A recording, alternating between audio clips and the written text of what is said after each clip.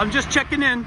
We're all closed up and we're just making sauce and cheese and cleaning. Here, I'm Jim at Pinos. And just got 4 of us tonight. 2 different people weren't feeling good, so the 4 of us made the best of it.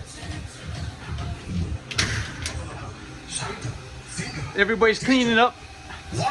Ovens are off. Air conditioning's blaring.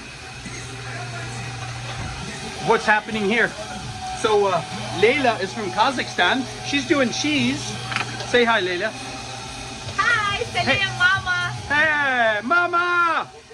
So Leila is making white cheddar and mozzarella and provolone. It's a 3-blend mix for our pizza cheese. Looking good. Thank you, thank you. And she's making 2 more bins, just like that. You can see it's our shredded cheese. She just made this. It's our homemade sauce. These are the fresh ones that are still hot. 1, 2, 3. And looking good. Look, I'm getting low on dough, so I'll have to order some more. What else? Just doing a quick check-in.